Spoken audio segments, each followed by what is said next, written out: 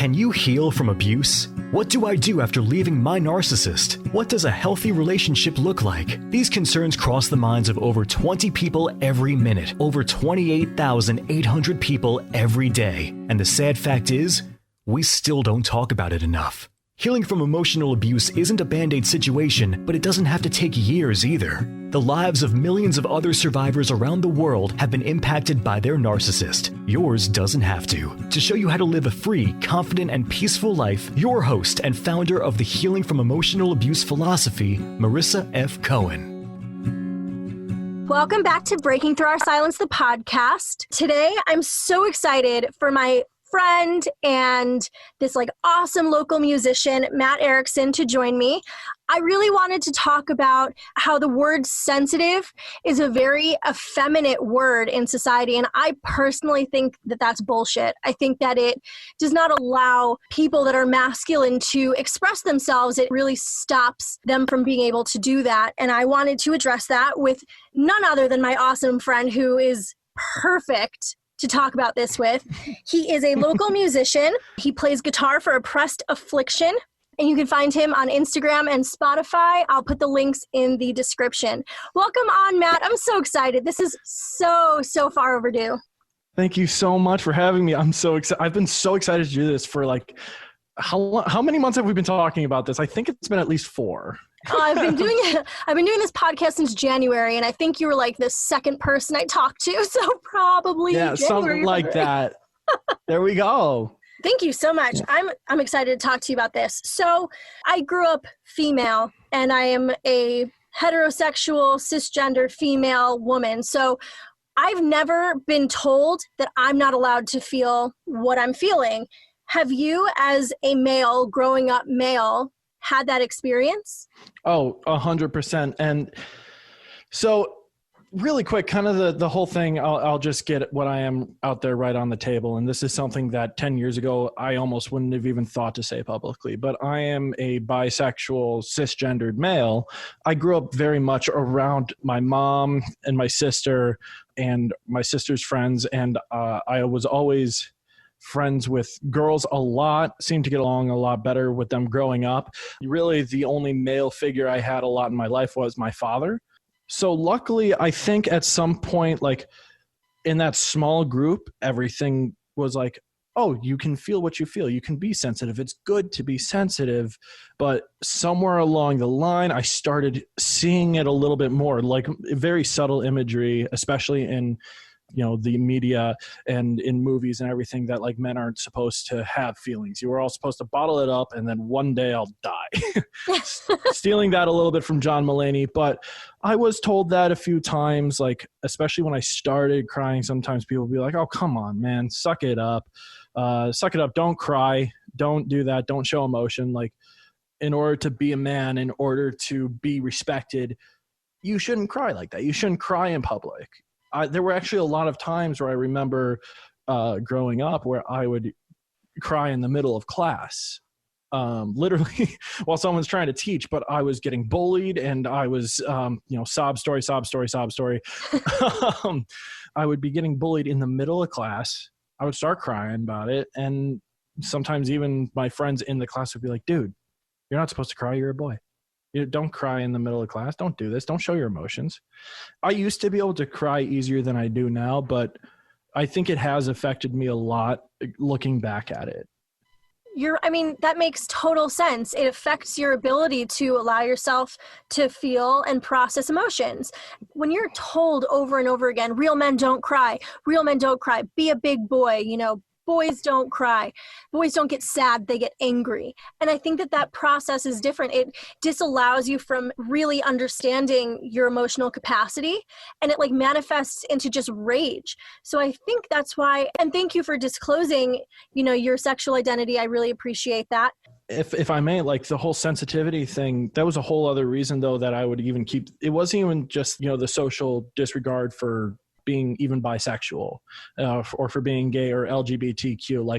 God bless that. Well, whatever bless that for we can get into that conversation a whole other time, but bless the fact that I can come out and say that without a lot of people are a lot more confident than I am in their sexuality and being able to say that.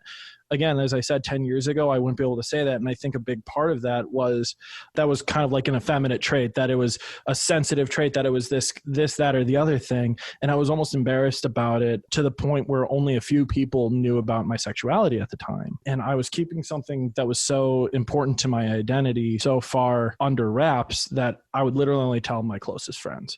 Luckily, in the past 5 or 6 years or so, I've grown more comfortable in that fact. I've been able to express it to those that I love. And as recently as I think it was last year was the first time I made a public post about it to Facebook.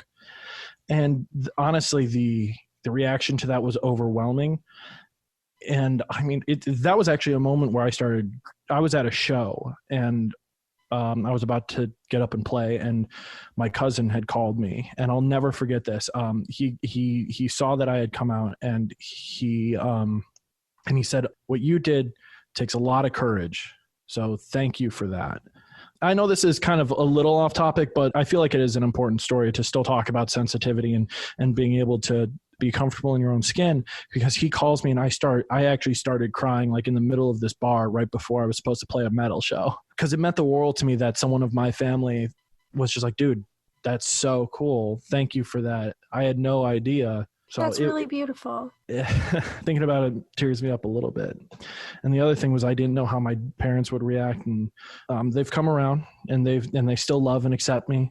And my dad especially, I didn't know how he would take it, but like when I did come out, he called me a few days later, because actually I hadn't seen him when he found out. He called me a few days later and said, "I'd love you no matter what." And it was one of those rare moments that like I feel like, my dad sometimes falls into that sensitivity trap that I've seen it. He tries to be very strong. He tries to be very stoic about a lot of things. So it's kind of rare to see him show emotion. Luckily, as his kid, he shows it a little more towards me. So he said, "I love you no matter what, and I accept you." And that was another time where I was in the middle of school in college. I almost broke down. Like, I'm someone that wears my emotion on my sleeve. So even if I'm not crying, you can see what I'm feeling.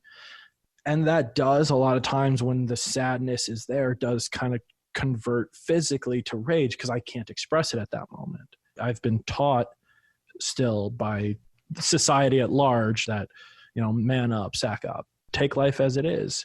And I feel that might actually be a big reason that I kind of suffer from a lot of anxiety, is because there's like these two parts of me fighting of express every emotion, but also don't. I think that's a big reason why male survivors have a very difficult time coming forward. And I know that you've disclosed to me outside of this that you have not experienced significant sexual harassment or assault or abuse or anything, which is phenomenal. And I'm obviously very happy that that has not happened to you. But for the people that it has, those same emotions, anxiety and holding it in and manifesting into rage, those are all after effects of abuse and not being equipped with the tools or resources to process that. And then on top of that, being told to sack up or be a man, or men don't cry, or you calling them a pansy. Mm-hmm. It really plays a huge role in the victimization and low reported numbers of male survivors. Oh, absolutely. And it's funny that you brought up like the processing and everything. Like I kind of want to dissect a few things, because I'm gonna say some things that might also be a little hypocritical. And I'd rather be fully honest. So first and foremost, I do want to touch on the processes, because I do remember growing up, I think my generation has made it so much more acceptable to be sensitive, but be an artist. I think even being a musician, you're supposed to bare your soul. You're supposed to bare your emotions. So the fact that everyone wants to be an artist is such an important thing. And it's so important to make sure that you can express yourself. Now, that being said, I can actually speak very directly to this. Sometimes when you're a metalhead, it's supposed to come out as rage. You're not supposed to necessarily show crying or feelings like that, because you're supposed to be this big badass rock star. No, fuck that, man. Fuck that. I remember one of the times that I respected my favorite guitarist the most, Sinister Gates from Avenged Sevenfold. The time I respected him the most was when I saw, after the drummer passed, they played a song that the drummer wrote, rest in peace, Jimmy. But I saw a video of him on stage in front of 14,000 people. He had to kind of look away, start crying, and you could just see it in him that like, I mean, he was breaking down in front of 14,000 people, and I thought it was the most beautiful thing I've ever seen. So the whole thing as well, like, you know, all these older metalheads are like, sack up, don't be a pussy. It is prevalent, and I will admit, sometimes it takes a toll on me. And sometimes it makes me almost feel like an imposter. It also starts to bring on that imposter syndrome of, oh, I'm not tough enough to be this metal guy. I'm not tough enough to be this musician badass. But then I'm like, wait a minute. The whole reason I got into it was to express myself. Fuck that. I'm going to feel the way I feel and hopefully be able to write about it. But as a musician and an artist, especially in this scene that you're in, the metal scene, how do you find that balance between being the tough, screaming rage monster that, you know, Avenged Sevenfold and Atreyu and like all those big metal bands, like they manifest their rage into their music, versus the sensitivity that it also takes to be an artist and be able to wear your heart on your sleeve? How do you find that balance? So a lot of times the macho man persona, it's almost like a face to wear. And part of that, I'll straight up admit, is kind of for marketing reasons. Like I can portray myself as whoever I want to be on Instagram and Facebook. I can show you at my best all the time. And I want to show my best. I really do. And the thing that I think I have more respect for when I see, you know, guys like Jared Dines admit to things like this, is when they're able to be vulnerable and say, I am sensitive, I am nervous, I am a wreck. Like when these big names can say that, I think the balance is still being able to show yourself and showing it through your music, but also still being able to be real with your followers and with your friends and family. And that's all I ever try to be. And it's bullshit to ever try and market yourself as someone else. And on this same course, this is something, though, that I do struggle with because of that pressure to be that person. Sometimes we'll be joking around and I'll say something that I'll catch myself as being toxic masculinity. I think it's all about context. And sometimes I use that toxic masculinity to get a few cheap laughs. And it sounds horrible to say, but sometimes it happens. But I never want people to ever think that they can't go to their closest friend. They can't come to me, that they can't go to their family. They should have someone to go to. And if any of my friends or family are listening, I hope they know that they can do that for me. There are a couple of things that you said that I want to kind of touch back on, and I'm trying to scribble notes as you're talking because you say so many great things. So one thing that you said I want to address is that there's beauty in vulnerability. As a person who has a fan base and who has a presence and a platform, being able to express yourself, it humanizes you. When you express yourself as a person, as a human being that has emotions and baggage and bad days, I think it makes you relatable to people. And I think that's why we like who we like. Oh, 100%. And that's, again, why I'm so drawn to those people that make, like, you know, the My Chemical Romances of the world, the Panic at the Discos, so raw and so emotional that you can feel their pain. You know, when you can bare your soul like that in your art, that is still just as humanizing as just making a social media post. Boys from a young age are taught that ballet, that music, that poetry, all these things are girly. You know, you're supposed to play sports and you're supposed to play basketball and you're supposed to want to blow shit up. And don't get me wrong, I did all that stuff too because it's fun. I was very lucky that I had parents that supported my music from a young age. They knew that playing music was going to be important for me. That being said, I do remember kind of trying to be steered away from the violin because it was less masculine. It was less masculine. It was more that it was boring.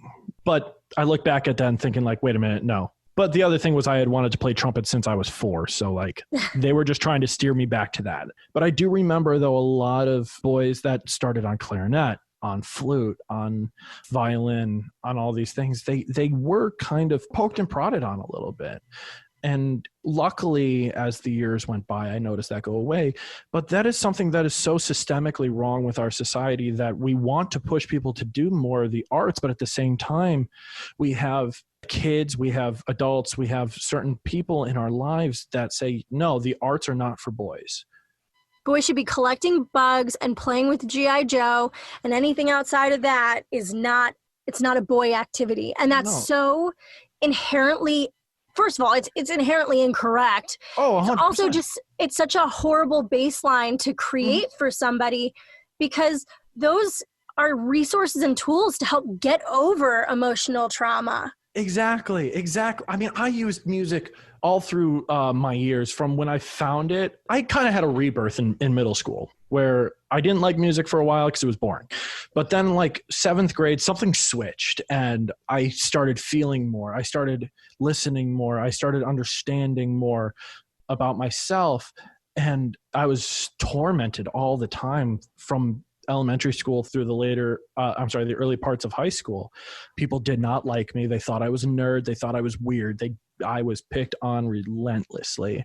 And sometimes, you know, it got the better of me, but I would go home and I would practice trumpet. I would practice guitar.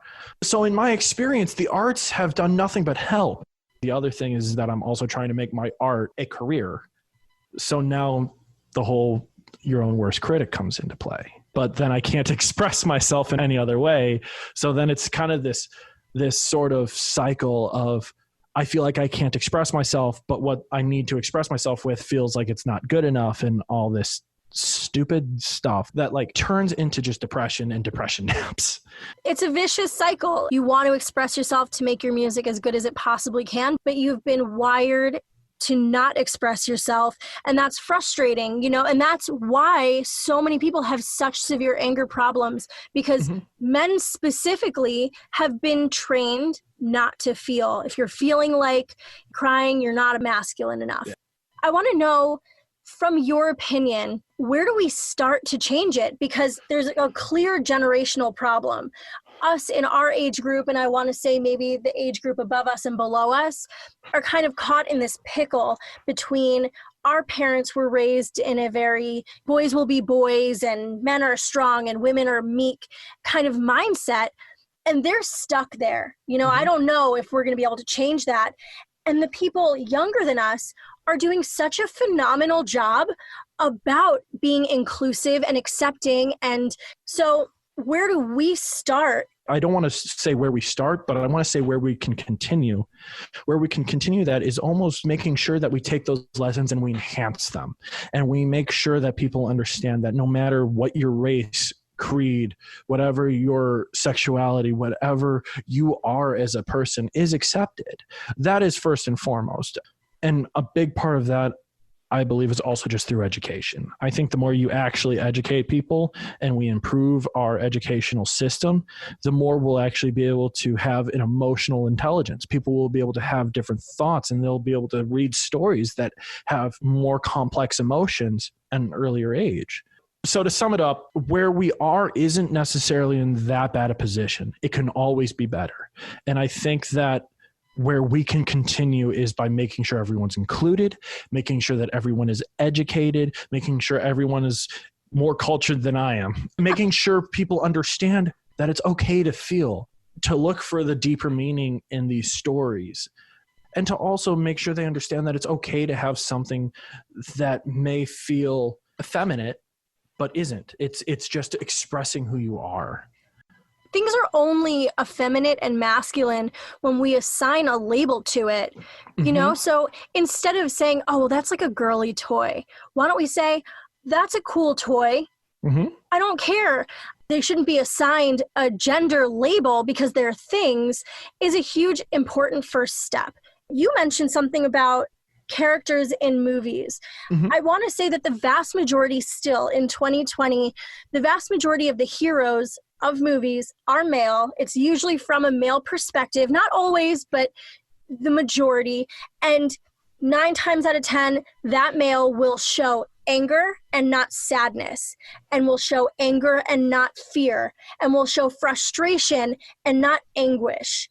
So we are characterizing people in the media and in movies and in video games and in music as macho and angry and aggressive. And the second they show sensitivity, it's usually a character that's if they show weakness or sensitivity, it's usually a character that is either a female or homosexual in some way, has some sort of caveat as to why they're sensitive, because we needed to make them more effeminate in order to show that that's a normal emotion for that character. No, men can also be sensitive. That plays a role in male survivors. So really quick, one thing I do want to point out, the movies thing, I 100% agree with. I think that's totally true. They're predominantly male. They're predominantly cisgendered, straight men that usually express their emotions as anger. And those are going to be the popular movies.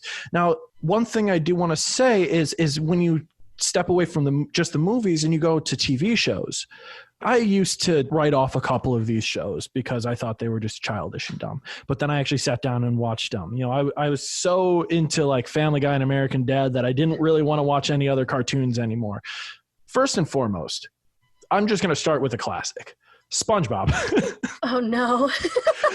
No, hold on. And listen to me. I'm serious. He is successful at what he does. He loves what he's doing. He has a lot of friends. He's well respected in his community. He might not be like the most masculine person in the world, but at the same time, he still shows emotion, but they don't say whether or not he's masculine or not. They're just portraying him as SpongeBob. And he's a guy that has male characteristics and doesn't care. And I think, the fact that we grew up with that is incredible. The other thing I want to say, though, is I used to sleep on Adventure Time and Steven Universe, two shows that the current generation is growing up watching in their very formative years. I watched Adventure Time from the time I was about 16 until I was about 19. I remember so specifically watching Adventure Time and seeing Finn cry in almost every other episode, but he was the main hero. He was fighting everything and he was doing so well. They showed his emotion, and I thought that was groundbreaking to make sure that a character that kids could look up to wasn't just angry all the time, but he was anguished. He showed his tears. And then when I saw Steven Universe, I was even more like, holy like, damn. The reason I'm listing these examples is because I just also want to make sure that if people haven't seen them, that they go and watch them and they understand that there are characters that are there. I don't disagree that a majority are going to be these people that just show anger and rage. And I think it's an important thing to portray. So to continue, we have to make sure that movies and TV shows aren't just showing the females and the effeminate males as having emotions, but also the more stoic men. Pull back the curtain a little bit, make sure they feel something. I think we're on the right track, and I think we're on the right track for the next generation. There's always going to be progress to be made. And I think that the groundwork has been laid. And I think sometimes we take away a lot of credit from the boomer generation. I think there were some very deep held beliefs about boys being boys and all that crap, but I do want to still throw them some credit, because we still got a lot of our morals from them. And a lot of them, like my parents especially, have actually been very open to ideas that I have. And I think they've learned just as much from me as I have from them. Just learn from each other. And I know that I had this a very similar conversation, just this part, in a past podcast episode with Rob Williams and Marissa F, that we're resilient people. Like humans, we're resilient. The problem is we're uncomfortable with change. And I think that's where a lot of the disconnect between the generations comes from, is because you grow up in a society that does things a certain way. And when the next generation comes and they change that, it makes you uncomfortable. And what we need to do is recognize that change is good, change is progressive, and to roll with the changes so we can all be on the right side of history. I would really like to see our generation and the generation that are having kids now create that more open culture of empowering people to feel and process those feelings in a healthy and productive way. And maybe the amount of depression and anxiety and self-mutilation and suicide, all of that will subside because people have healthy coping mechanisms, like you with music and me with art and writing. And I would love to see a world where that's encouraged. When we talk about sports or anything, like that being a masculine trait, it is still, though, a valid process of showing emotion and processing through your emotions. When I was younger and I would get upset, before I knew about music, I would actually go outside and I would shoot basketball. Athleticism and doing activities that are at this exact juncture labeled masculine isn't a bad thing. Right.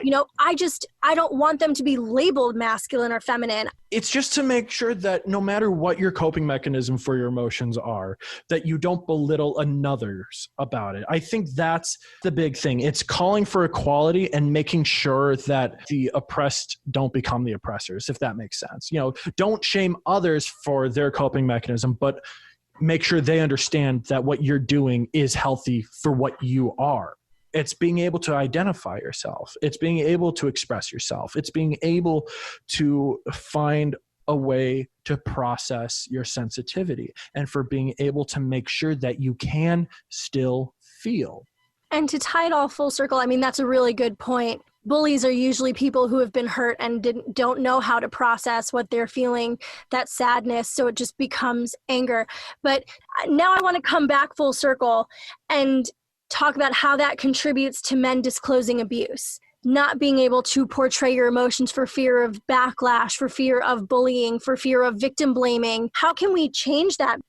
I think first and foremost, it's taking away a lot of the stigmas of mental health, especially. I think that's first and foremost. I think it's making sure that people need to understand that their mental health needs to come first.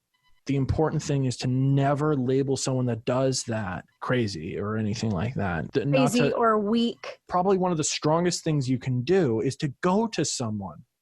Mental health. You need to invest in that. That is number one. Number two is making sure that we never tell survivors that you're a guy, you can't be assaulted in that way.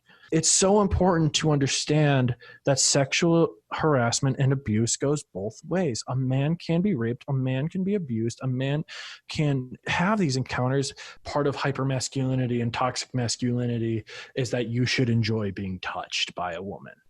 That is such a toxic way of looking at the world, because then it can lead to so many women that have taken advantage of men get away with it. And then the guy is just stuck there, anxious and depressed. It's just so unfortunate. Thank you for saying all that. I think you're spot on.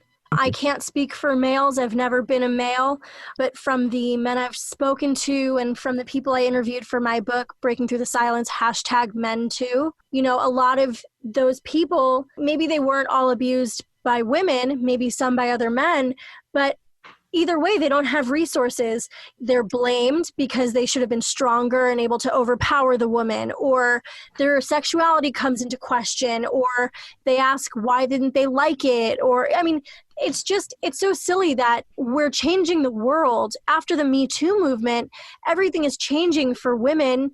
Abusers are starting to be held accountable for hurting women, for sexually assaulting women, for raping and beating women. But men are kind of still out there fending for themselves. And I just don't think that's fair. And that's the inspiration for my book, because their voices weren't being heard. I think that we are one survivor community, and everybody should be supported, and resources should be available for everyone, not just women. I just expect every human being to be held accountable for their actions. I don't think that's too much to ask. I completely agree with that. I don't understand why some people can be tried and hold more value in society than other people. Why some people who are convicted on rape charges will get a day or 6 months, and other people will get 6 years, 10 years.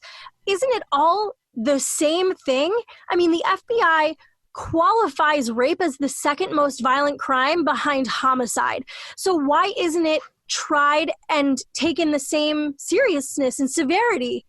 And the thing is like making sure that men survivors are able to get their voices out without feeling shame. And the thing that anyone should realize listening to this is that at the end of the day, I think the biggest thing in the world right now that leads to a lot of our societal issues is a lack of empathy. I think that is the biggest thing. But it's so important to look at these stories of abuse victims just because they are not your stereotypical situation that they can't feel. You have to make sure that you understand. You can feel something deep inside your soul that is wrong about the situation, and you can learn to listen to them. But I think some people have become so cynical that they tune out feelings. I think they don't want to feel anymore. So they only care about what they're feeling, and they don't care about anyone else. There's definitely more work to do. Is there anything else that you want to talk about that we have not covered? It's so important to have a community of humans that care for each other and to make sure we maintain that social empathy. I think that's the best way to put it. It's like no matter what's wrong with the world, at the end of the day, remember that we're all on this pale blue dot together. Thank you so much for everything, for talking with me about this and being open and honest. I really appreciate your time and your feedback and your perspective. I think that you're such a smart and grounded individual, and I just have so much respect for you. So thank you. I really appreciate that. This was so cathartic and so much fun. Oh my Lord, sorry.